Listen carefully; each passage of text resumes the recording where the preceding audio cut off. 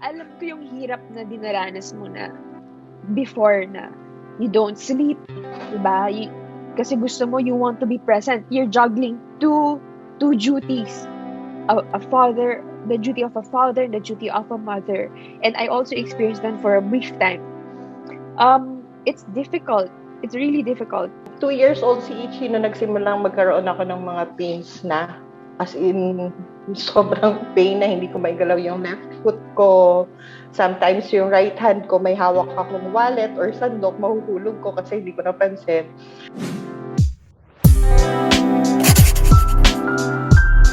Hindi ako sa'yo. Ano ba yan? But, yun nga, siguro sa kakatrabaho, you know, you're very similar to my mom. Naiyak na talaga ako. Sorry naman, naiyak kita. It's okay. Kasi my mom is a single mom also. So, nag-work din siya. She was an OFW and really took multiple jobs just to raise us. So, sobrang close ng story mo sa akin. So, anyway, this is not my mom's story, but yours. So, alam ko yung hirap na dinaranas mo na before na you don't sleep, diba? Kasi gusto mo, you want to be present. You're juggling two duties. A father, the duty of a father, and the duty of a mother. And I also experienced that for a brief time. It's difficult. It's really difficult. And I know na kung kaya nating ibigay lahat sa anak natin, sa pamilya natin, ibibigay natin, hindi bale nang wala kang tulog, di ba? Hindi bale nang hindi ikaw yung kumain ng masarap na pagkain. Yung, kunwari may pizza, di ba? Last slice, ay gusto pa nung anak ko. Sige, pag binalik sa'yo, Mom, you want? No, I don't want. I'm full. Pero siya yung kumakain. Pero ganung level talaga. Totoo yun. Nakikita ko yun sa kwento mo. And I'm sure napabayaan mo yung sarili mo. So, I mean, it took a toll on you physically. Diba? Yes, Can you tell us about it? Yes, it did. I was diagnosed with scoliosis back when I was 13 years old. Back then, so tagal na yun. That was around 1990, talaga binila ngayon. 90s. Wag natin ipaalam sa kanila. Para sikreto na natin kung ano yung taon ko at ilang taon na ako. So, around 13 ako, diniagnose ako ng scoliosis. So, at that time, ang intindi lang namin sa scoliosis, kuba ka lang. So, hindi ko alam na there are repercussions on that. May complications that would happen. First thing, bawal, mabuntis. Actually, both pregnancies ko, nag-pre-eclampsia ako. Complication pala yan ng scoliosis ko. But I didn't know at that time. 2 years old si Ichi na nagsimulang magkaroon ako ng mga pains na as in sobrang pain na hindi ko maigalaw yung left foot ko. Sometimes yung right hand ko may hawak akong wallet or sandok, mahuhulog ko kasi hindi ko napansin. So, doon nagsimula yung complications ko and I had myself checked. Apparently, I'm already on severe scoliosis. As of the moment, dahil hindi na ako natutulog at the time na nag-work ako and I pushed myself to my limit, I already have restrictive lung disease. Only 65% of my lungs is functioning right now. So, I can exhale. Pero kung mapapansin mo, hingalin ako pag nagsasalita kasi yung expansion ng lungs ko to take in oxygen is about 65%. Biro ko pa nga sa doktor ko, safe pala ako sa COVID kasi 65% na kaya ko i-inhale. Diba? Hindi buo. Hindi buo. So yung iba buo yun sa kanila, sa akin 65 lang. Yung viral load mo mababa, if ever. Tapos, there are times na yung left leg ko, hindi ko talaga maigalaw. So, I have to take physical therapy every other day. And nung 2017, I started to have thickened endometrium sa matres. But by 2019, it had already progressed. Nagkaroon na ako ng polyps and myoma. And according to my doctor, it's already precancerous. So, gusto kong paalis yung matres ko. Pero hindi siya payag kasi I'm still young daw. And besides, it's not to the point pa naman daw na kailangan ko nang magpanic. Sabi ko nga, so kailangan ko palang maging cancerous para kailangan tanggalin na siya totally. So apparently, there are ethical restrictions with the medical field, so hindi nila papayagan na alisin pa siya. So I'm on the waiting game right now. Nagbabantay lang kung what happens with me. But the most severe one is yun, yung restrictive lung disease ko. I can't walk. I can walk siguro mga 10 kilometers ng sobrang bagal. If I do any more than that, or if I try to work out more than 15 minutes a day, mamaya hinihingal na ako. There are mornings, lalo na kapag it's a cold weather, yun yung kalaban na kalabang ko. I really can't stand from my bed for the whole day until uminit-init yung pakiramdam ko. So, yeah, it took a toll on me. Actually, nun pa, pero siguro kasi nung nag-work ako, kapag may masakit sa akin, ang iniisip ko, I need the money. I need to pay bills. So, hindi ko pinansin. So, lumala talaga ako. I had to stop working 2 years ago. It was my daughter and my siblings' decision. Sabi nga nung panganay ko, marami na daw akong ginawa for them. Si Richie umiiyak nun. Kaya ako nag-decide talaga mag-resign kasi sabi ni Richie, Nanan, paano yun pag kinasal ako? Wala na nga akong tatay, wala pa akong nanay. Sabi ko, tanga ito. Sabi ko, bakit kasal agad hindi mo na-graduation? Yung din yung issue ko kay Richie. Richie, hindi ka pa magpapakasal. Ano pinagsasabi mo? Ha? Sabi na kasi daw ka sa pa ikakasal. Advanced thinking. Advanced siya. Sabi kasi daw sa wedding invitation nakalagay, Mr. and Mrs. invites you to her daughter's churba-churba's wedding. Sabi, paano daw yun sa kanya? Wala daw ilalagay. Talagang, hindi namin alam nun kasi nag-iiyakan na yung mga bata at saka yung mga kapatid ko. Pero lahat kami natawa. Meron siya. Even at the darkest hour, she finds ways to biglang wala. Matatawa na lang tayo lahat sa sasabihin niya. And it lightens up. So, she was the primary reason why I decided to resign. Kasi gusto kong pahabain pa hanggat maaari yung buhay ko. I know that. I understand. Ako, I work out not because I want to have abs or alam mo yon or beautiful body sa standard ng worldly standard, but my motivation is to live long for my kids. Yung hanggat kaya kong mabuhay for them. And nakikita ko yun sa'yo, Farah. At alam ko sa kwento mo, nasabi mo na ang dami mong struggles. But I want it to come from you.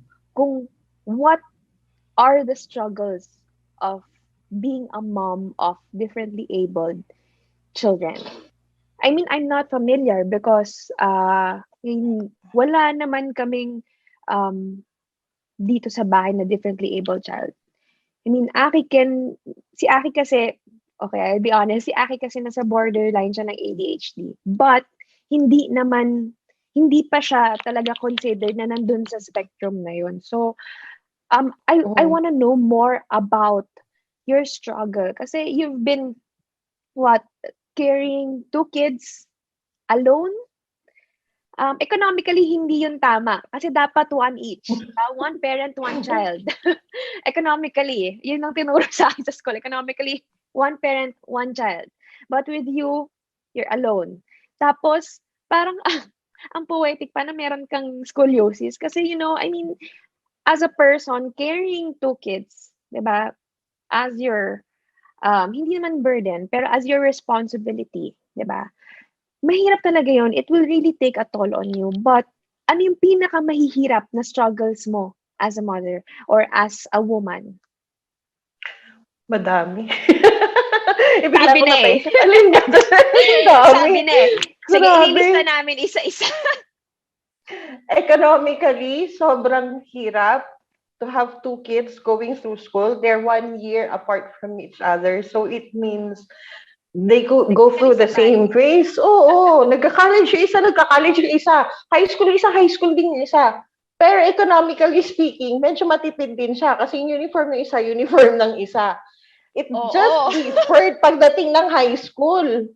High school ako simulang nag-struggle kasi my elder daughter went to a science school. Private naman si Ichi.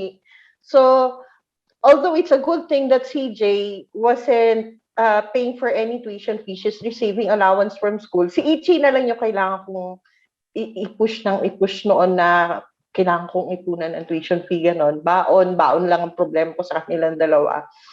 And CJ has really been a very big help with me kasi talagang nag-aral siyang mabuti. Sabi niya nga, it's not just for her future. She was thinking about me and her sister. And every time that she goes home, nasasabi niya, nanan scholar ako, hindi ko magbabayad ng tuition fee.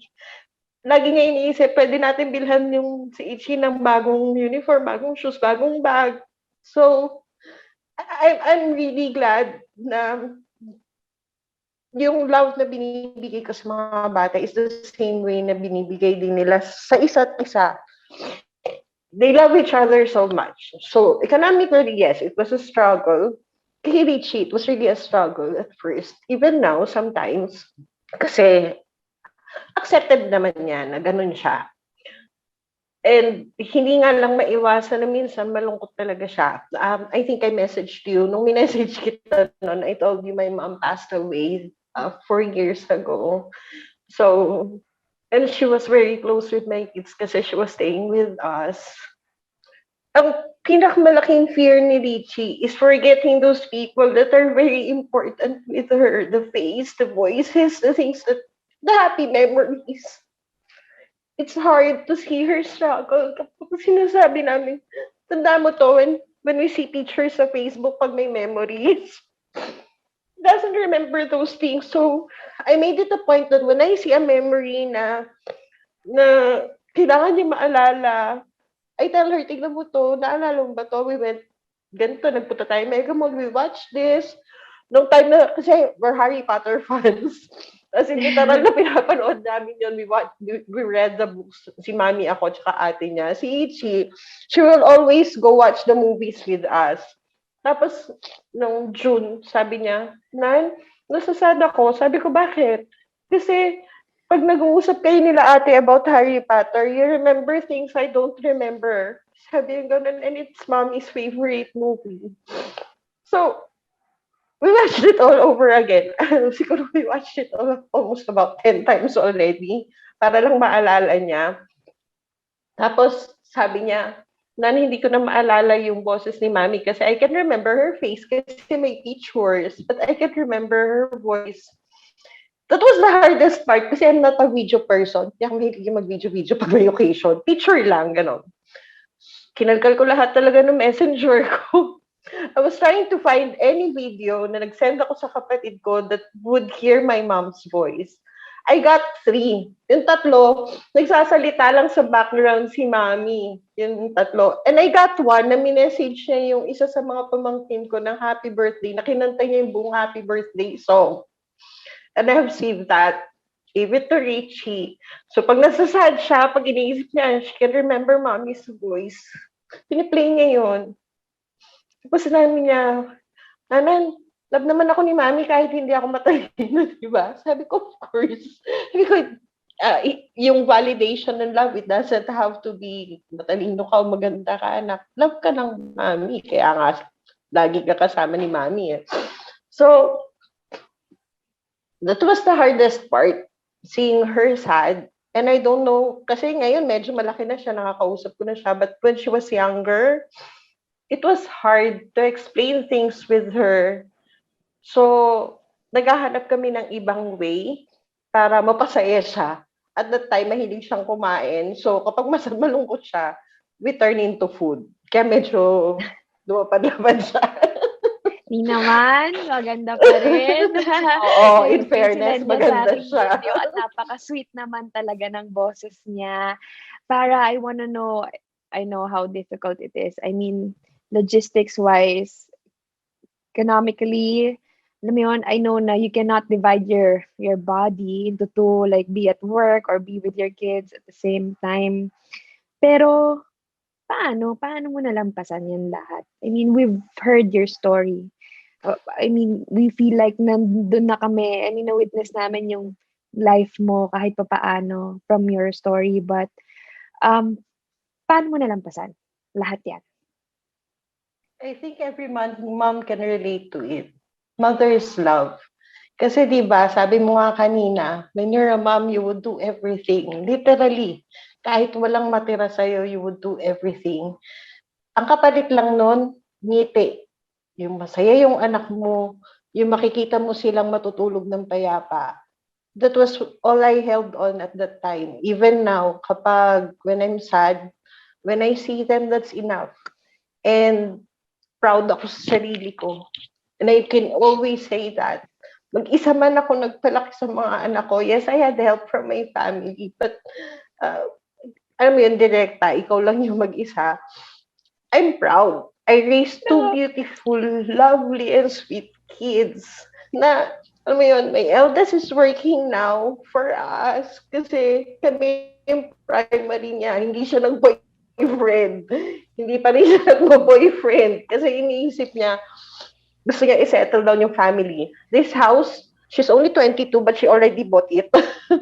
Ganun siya, ka-motivated for her sister. Diba? And si Ricci, despite her shortcomings, she has always different ways of compensating. You know, alam mo yung malungkot ka, hindi ka pwedeng umiyak sa harapan ng anak mo eh. Nung bata sila, kailangan laging strong ka. Pagod ka na pag sinabi ng anak mo, pagod ka na nan, no, I'm okay. Ganun ka lagi. Pero pag si Ichi yung kaharap ko, even if I pretend I'm okay, she has the ability of looking into my eyes and knowing I'm not. Di ba yung sasabihin, Nan, hug kita, hug mo ko, pagod ako eh. Alam ko hindi siya yung pagod. But she would hug me. Tapos pag hinag niya ako, 5 minutes lang ha, o okay ka na Nan, o sige, tama na yan, gaganon na siya. Tapos pag nakita niya umiiyak ako, she will always hold my hand. Hanggang ngayon, pag may sakit ako, even if she has a class online, nag-online class siya pero yakap-yakap niya ako. So sweet. Yun, Sweet. all those things, those are the strengths that you have, diba? Kahit siguro, kakayanin mo pag ganyan yung mga anak mo? And, Farah, you mentioned nga na, Richie can't retain, certain memories. But like before we got on this call, you shared with us that she can actually retain emotional memory. So, yes. So maybe that's naman, parang you mentioned that you consider that as your gift. Can you tell us more, maybe a story that demonstrates that kind of her gift naman? Oo. Pagdating sa emotion niya, ang galing ng utak niya. Madalas hindi niya naaalala kasi yung tao. Hindi niya naaalala yung nangyari. But she always remembers the emotion. There was a picture of her, my mom, and my elder daughter. Nasa Mega Mall kami noon. Kumakain kami sa food court. At the time, may ginawang kalokohan si Ricci. That was one of the things that she does. Hindi niya controlled yung ginagawa niya minsan. Impulsive siya. Napagtripan niyang gupitin yung buhok niya hanggang dito. Nilagay niya ng bangs. Pero yung bangs niya, ganyan kahigli. So imagine she was 11 at that time, yung bangs niya hanggang dito, nakatayo yung buhok ng ganyan kahigli. Hindi niya maalala kung bakit niya ginawa yun. Hindi din niya maalala yung time na nagpunta kami sa Mega Mall na para daw maayos yung itsura niya, nilagyan namin ng hairpin, isa-isa yan hanggang dun sa dulo. Na siguro mga 20 yung hairpin na yun na tawa ng tawa si Mami when she was talking with her. Tapos, doon sa picture nila sa Mega Mall, nakatayo sila tapos mahilig kasi si Maming magmangsungay ng bata. Naging blurry yung picture kasi habang pinipicture ko sila, nagtutulakan silang tatlo tapos nagsusungay-sungayan sila. Tapos sabi ko, nung pinakita ko yun sa kanya, do you remember this? Sabi niya, oo, ang saya-saya namin. She doesn't remember what happened, pero she knows they were so happy at that time. Yung mga ganong moments niya, yun yung pinanghahawakan niya lang. Kaya, pag may pinag-uusapan kami, she remembers the emotion, masaya, malungkot, but she doesn't remember the things. She remembers na kapag meetings sa school, namimiss niya yung may ibang sumusundo sa kanya other than me or my mom. But she doesn't remember sino yung nakita niya. Mga ganon. It's just the emotion na nararamdaman niya. Ang mahirap lang dun din, it's a good thing that she has those kinds of emotions to hold on to. Ang mahirap lang kasi sa kanya, kailangan nandun siya sa extreme emotion. So kung konting saya lang, or konting lungkot lang, she doesn't remember anything at all. Pero pag she felt that extreme happiness or that extreme sadness, she will remember that. Kaya minsan, there's this particular person na nung bata siya, really gave her too much pain kasi sabi sa kanya, ayaw sa'yo ng tatay mo, things like that. She was bullied when she was a child. Kasi nga, because of her condition, I don't explain to people, but they notice her condition then. Binubuli siya na wala siyang tatay, hindi daw siya mahal na magulang niya, things like that. She doesn't remember those things na sinabi sa kanya nung sinumbong niya sa amin noon. I confronted the parent and para pagsabihan yung bata. She doesn't remember what happened hanggang ngayon. Pero whenever she see that kid, hindi siya. Sabi niya, ayoko sa kanya. Ang natatandaan ko lang sa kanya, hindi siya naging mabait sa akin. Kaya, I am very careful na sa mga tao sa paligid niya. Kaya pag family talagang sinabi namin kaagad nun, kasi I wanted them to be careful about how they would make her feel. Yung mga pinsan niya, pag inaasar nga siya, after 5 minutes, 10 minutes, babawi na sila kasi alam nila, uy, galit ka sa akin. Gano'n na kaagad sila kay Ichi kasi alam nila, they can be on the bad side. Pero Farah, I know we've been talking about struggles, yung mga pinagdaanan mo throughout your life. It's very fruitful and colorful. But I want to ask, what is the most wonderful part of your life? Your journey as a mother, as a woman? Yung ngayon, yung nakikita kong lahat ng pinaghirapan ko, hindi sayang. Kasi I can see that my kids loves me so much. Wag na natin tignan yung material things that they can do now. Pero doon ko na-realize that the love that you give to your child is reciprocated by your child the same way that you gave it to them. Minsan nga nag-aaway-away kami pagdating sa pagkain kasi pag may natira, sinasabi ko, ayoko na, busog na ako. Sila rin hindi yung sinasabi nila, busog na ako. Kasi alam niyo yung gusto ko. So, it's fulfilling. Lalo na ngayon. Sabi ko nga, siguro nung bata sila, I don't see it. Pero ngayon, kitang-kita ko kung gano'n naman, they gave it all back to me. Grabe. Na-imagine ko tuloy na kung dati, yung isa-isang slice ng pizza, ngayon, natitira sa mesa kasi pinagtutulakan nyo sa isa't isa. Oo. That is so cute. Lalo na kasi every one of us knows kung ano yung paborito ng isa't isa eh. Hanggang sa bandang huli, si Ichi din yung kukuha. Although nagtutulangan kami. Sabi niya, sige, ayaw ninyo kunin. Ako nilang kukuha. Pero they do that. Hanggang ngayon. At saka, there are these little things that they surprise me yung darating sila. Na may pasalubong kami kasi they know I like chocolates a lot. Bigla na lang sila may chocolate. Even kahit pa sneakers lang yan na maliit, they have it for me. So, I love how they're doing that. Kasi I did that for them eh.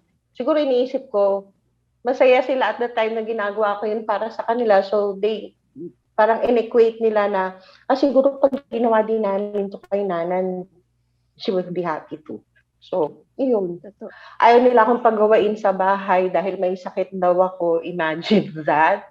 they're the one, I do the cooking at times, pero as much as possible, lalo na pag may sakit ako, may time na sabi ko kay CJ tsaka Ichi, sobrang sakit ng likod ko, it was morning. Tapos ang reaction ni CJ, anong gusto niyang pa-deliver na food? Alam mo yung, automatic sila na, huwag kang magluto, huwag kang gagalaw, mahiga ka lang, gano'n. Pag sinabi ko kay Ichi, gusto kong maglaba kasi there are times na gusto mong gumawa kahit alam mo hindi mo kaya. Gusto mo lang. Nagagalit siya. Tapos sabi niya, bawal ka nga maglaba.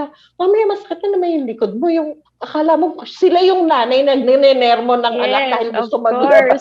So, nakakatawa na they're doing that and nakakakilig. Mas nakakakilig kaysa doon sa lalaking naliligaw sa'yo pag anak mo na ginagawa noon.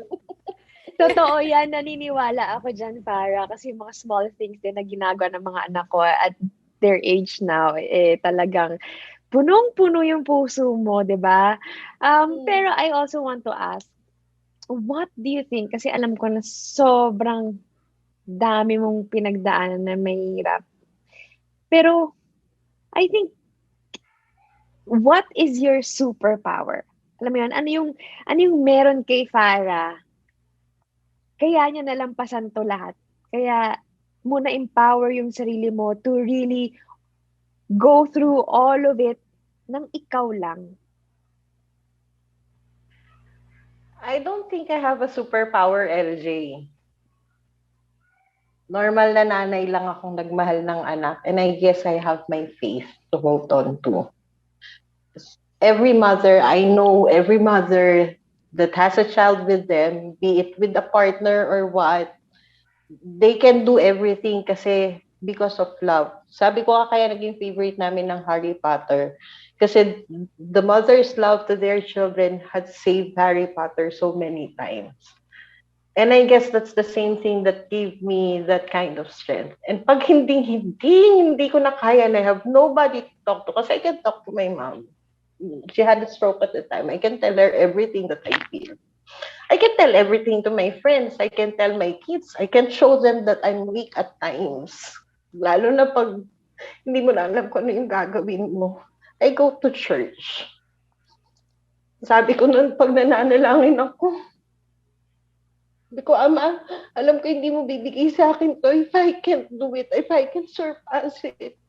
I'm not asking you to take it away from me, but please give me enough strength para kayanin ko. Not for me. I am not asking for me, but for my kids kasi they don't deserve to feel any kind of pain or struggle kasi they didn't ask for it. And yun, after I cry sa church ko, ano man yung pinagdadaanan ko, paglabas ko, pakiramdam ko, kasi nagot na ni God. And sometimes He answers it more than what I am asking for.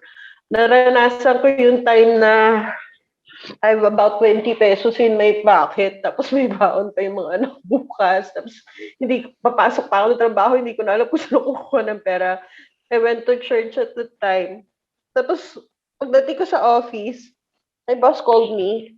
Sabi niya sa akin, nagbayad na yung kliyente mo, so we're giving you your commission na. Umiiyak ako nung sabi ng boss ko, ba't ka umiiyak? Sabi ko kasi I have only 20 pesos in my pocket. I don't know what to do for tomorrow. So, I'm thankful. I have my faith and I have my love. And that's more than enough, I guess. Grabe. I agree with you, Farah. Our faith, God is bigger than our faith, than anything in this world. Kaya rin siguro, grabe ka magmahal sa anak mo. Kasi alam mo yung pakiramdam ng anak na minamahal.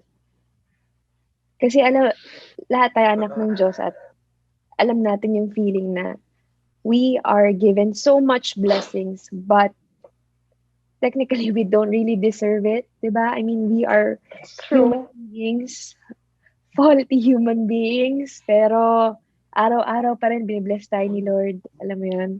At I agree with you so much. And I admire you for keeping on going sa life, sa maraming bagay, fighting, and yung love na binibigay mo na napaka-endless. Alam ko, di ba, at times na tao tayo, we get tired. I know, I'm sure,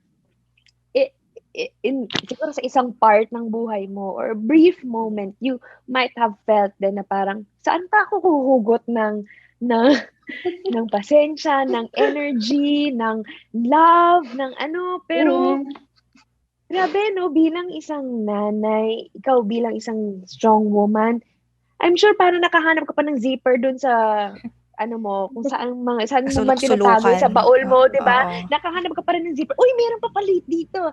Tapos yung love na yon and yung faith na yon, it's enough. Alam mo, yun, they're enough para to power you up again. And that is so beautiful, Farah, to hear a story like that from you. Because hindi talaga madali yung pinagdaanan mo. And I'm sure maraming makaka-relate sa'yo. So, if you have any message to other women, to younger mothers like me, to daughters, diba? I mean, this is not just a story of you as a woman, of Richie's condition, of your kids, but you also as a daughter to your mother as the Lola that she is to your children. I have a Lola who I love so dearly, and I'm sure you miss her so much.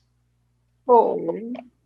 So, I think it's actually a family story going on here.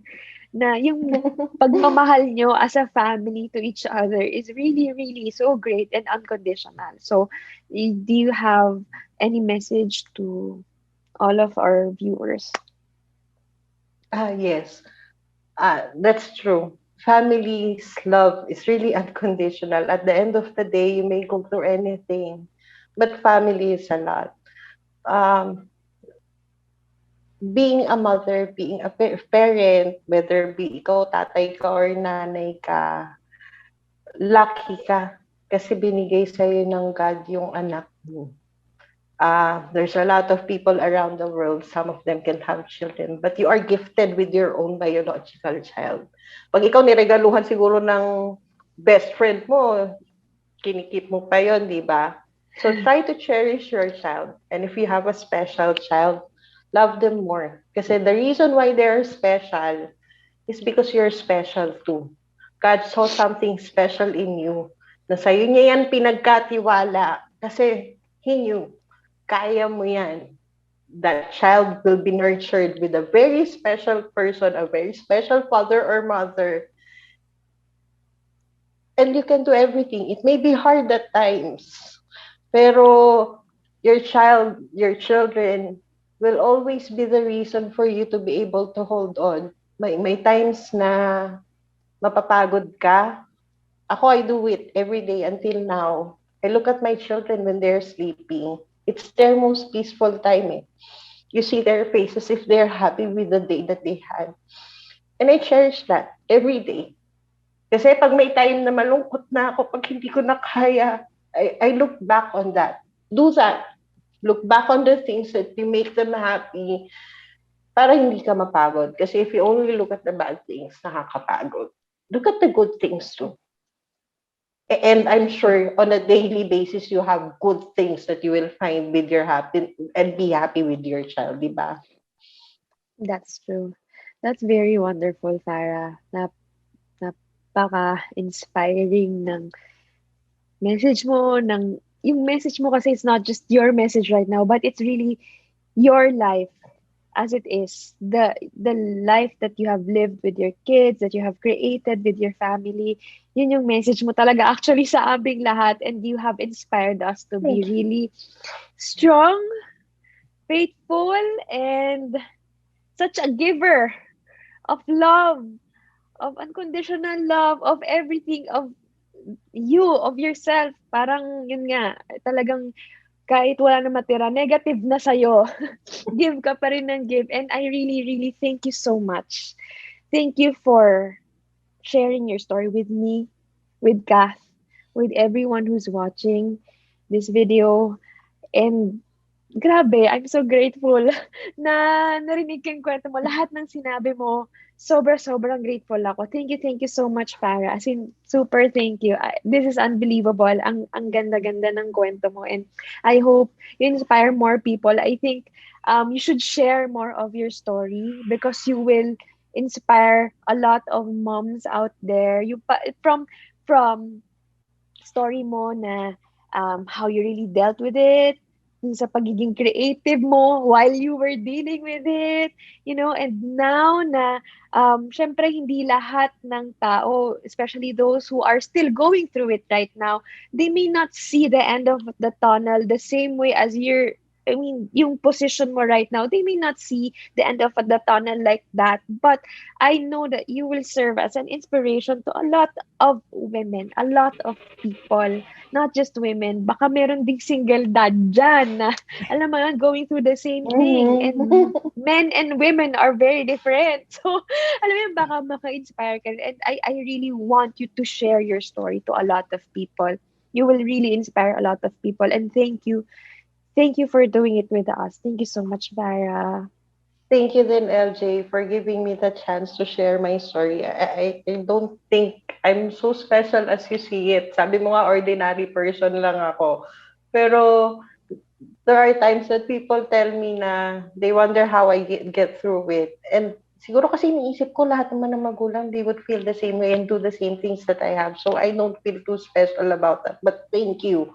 I am very happy to be able to share part of my story, part of my journey with my children. And I hope, yes, it would inspire other people who's going through with it. It's not the end. It was hard, but look at me now. A lot of things has changed with my kids and my life, and I'm really happy for what I've done for them. Thank you so much, Thank you. Farah. Thank you, LJ. Thank you, Kat. Thank you.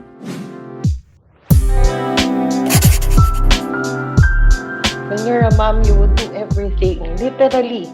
Kahit walang matira sa'yo, you would do everything. Ang kapalit lang nun, ngiti.